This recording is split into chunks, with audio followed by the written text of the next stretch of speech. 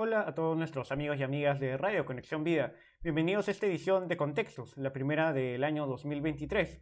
Espero que todos hayan tenido unas felices fiestas en los últimos días.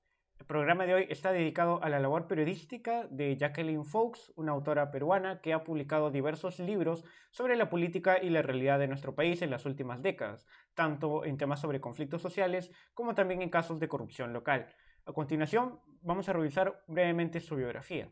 Jacqueline Fox de la Flor es una periodista que estudió Ciencias de la Comunicación en la Universidad de Lima y que tiene el grado de magíster desde 1997 por la Universidad Nacional Autónoma de México. Figuran entre los hitos de su trayectoria profesional haber sido una de las integrantes fundadoras de IDL Reporteros, portal que actualmente dirige Gustavo Gorriti, haber hecho la cobertura de los efectos del conflicto armado interno en el departamento de Huancavelica y colaborar también en medios de alcance nacional como El Comercio, La República y Perú 21, principalmente como columnista o editora. Fox es además investigadora, por lo que ha publicado algunos artículos especializados en elecciones, política, conflictos medioambientales y desinformación en el Perú. Desde el 2012 colabora también con el diario español El País, con una mirada de rango internacional, externa y al mismo tiempo más contextualizada y abarcadora sobre los problemas de coyuntura del Perú.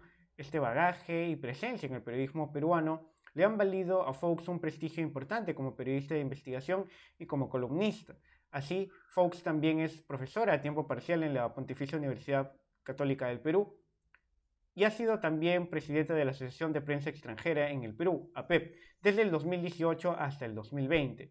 Su actividad es permanente tanto a nivel de redes sociales con constantes alertas sobre la política peruana, así como en el diario El País, un espacio desde el que ha cubierto todos los vaivenes, crisis y desaciertos que acontecen a nivel nacional. A lo largo de su carrera ha escrito libros sobre análisis y reflexiones con casos específicos y estadísticas de los fenómenos más comunes de corrupción, desinformación y modos de hacer política a nivel local, como Suma y Resta de la Realidad, Chichapolitik y más recientemente Mecanismos de la Posverdad. Bien, sin más preámbulos vamos a revisar ahora uno de los libros publicados por Jacqueline Fox. Nos referimos a Mecanismos de la Posverdad, un libro que vio la luz en el año 2017 y que fue editado por la editorial mexicana Fondo de Cultura Económica. El libro en general es breve y tiene alrededor de 150 páginas y está dividida en 4 capítulos en los que se abordan la noción teórica de posverdad, los principios del periodismo y también las tendencias actuales de información vía redes sociales, así como los estereotipos, coberturas y malas prácticas tanto por parte de la prensa como de los actores políticos sobre conflictos sociales y económicos en el Perú.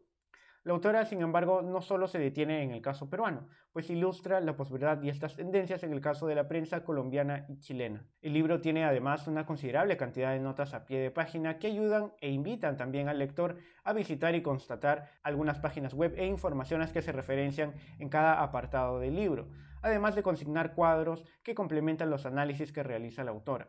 En el ámbito académico, Jacqueline Fox se vale también de métodos como el análisis crítico del discurso y la teoría del framing, explicados de forma concisa y directa para un público que no tiene pues mucha cercanía con esta parte de la academia. Bien, teniendo en claro estas nociones, vamos a revisar ahora algunos fragmentos de esta publicación. La información masiva ya no es monopolio de las empresas periodísticas, aunque mantienen, por lo general, el monopolio de los ingresos por publicidad. Es importante notar que quienes hoy difunden mensajes masivos noticiosos o de tipo noticioso, sin ser periodista, suelen tener relación con poderes fácticos o trabajan como herramienta de operadores políticos o empresariales. No son necesariamente llaneros solitarios u outsiders de la información, como pudo ocurrir con las primeras publicaciones periodísticas en Internet a mediados de los años 90. Otro factor que ha cambiado en el periodismo y la comunicación política en los últimos 20 años, desde las primeras ediciones en línea de los principales medios noticiosos, es la velocidad.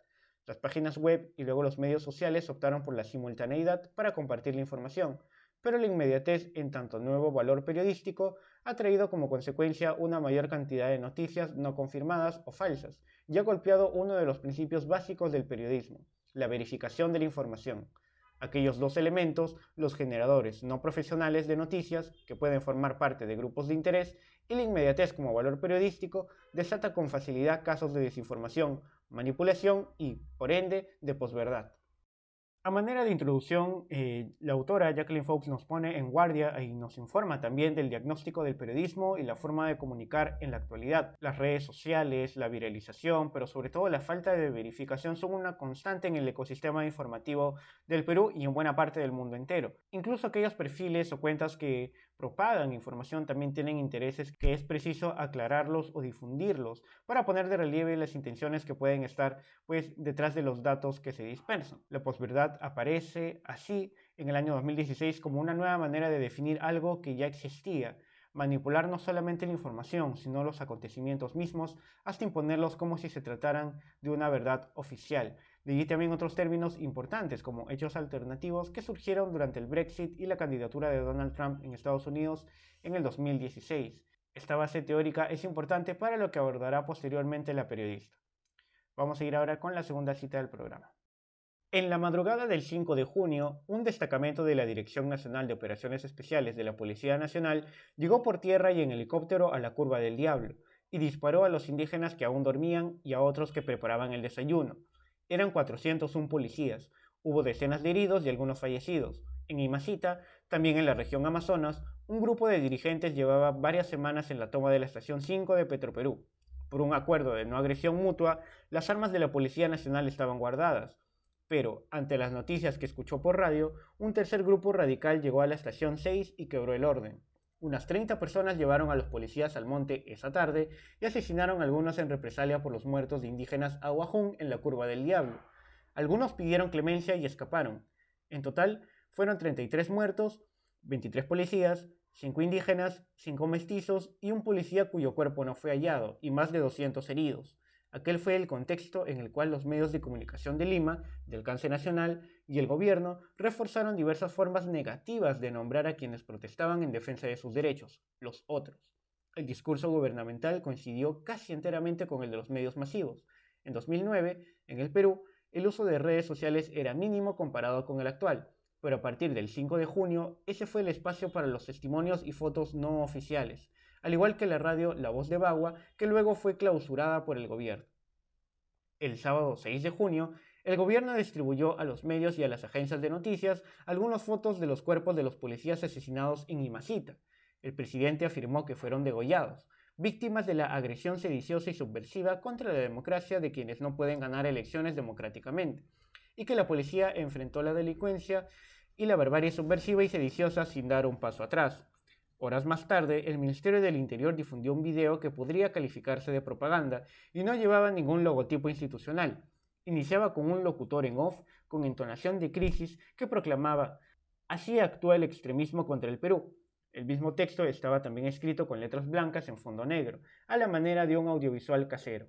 Lo siguiente, un byte de mediados de mayo de Alberto Pizango, presidente de la organización amazónica AIDESEP, cuando llamaba a los pueblos a declararse en insurgencia. La edición repetía "en insurgencia" y luego continuaba el off de la interpretación del gobierno sobre lo ocurrido.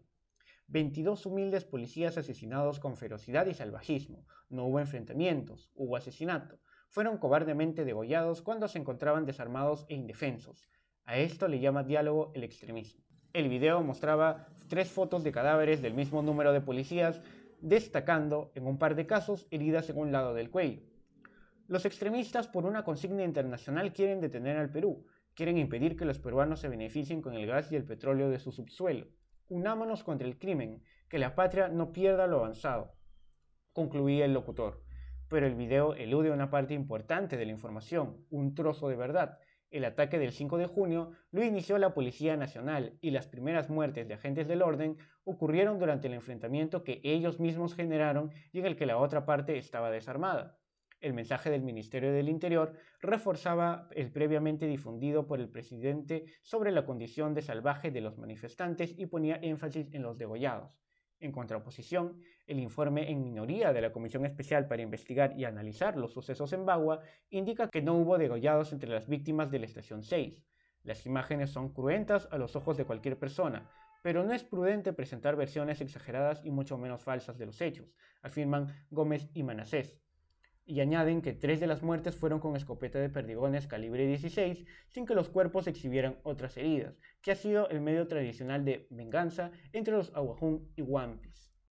Esta larga cita apunta a varios problemas y dimensiones del conflicto social de Bagua ocurrido en el 2009, durante el segundo gobierno de Alan García. En primer lugar, el foco que mantuvo la prensa solo en la representación negativa de los indígenas sin prestar atención a sus demandas legítimas, como la protesta por la lucha de sus territorios y el incumplimiento de la consulta previa. El Estado había decretado normas que atentaban contra sus formas de vida y, como ocurre en cada conflicto social, no se atendieron a tiempo estas demandas y tampoco se cubrió el incidente desde el inicio, sino solo desde el momento del estallido de la violencia. Otro punto a destacar es la ya constante victimización por parte del aparato estatal y militar, incluso con mentiras, sobre sus propios fallecidos. Este tipo de narrativas, y como precisa Fowlkes, esta retórica del miedo, contribuyen a dar una imagen falaz e incorrecta de un hecho que dejó saldos de ambos lados, y que tuvieron como principales responsables a los militares y policías que iniciaron un ataque contra las comunidades indígenas Awajún y Wampis. Este apartado invita a superar también la fórmula clásica del ver los dos lados del asunto, pues en la realidad existen muchos más actores. Vamos a ir ahora con la última cita del programa. Minao Rojo sostiene que uno de los primeros textos periodísticos en mostrar públicamente la imagen estereotipada del mapuche guerrillero y terrorista fue publicado en 2001 por el diario chileno El Mercurio. Se tituló La Intifada Mapuche, se agrava el levantamiento indígena. Surgió como un intento de establecer una analogía con la Intifada palestina, pero más aún con el estigma mundial del palestino terrorista, indica la antropóloga chilena. Del Valle halló además en otras investigaciones que los indígenas mapuches son representados positivamente cuando cumplen roles pasivos, como el ser beneficiarios de programas sociales, pero son representados negativamente cuando cumplen roles activos, por ejemplo, como terroristas, activistas políticos, etc. Y son objeto de noticia cuando se trata de conflictos y solo excepcionalmente cuando se trata de consentimientos que escapan a este campo representacional.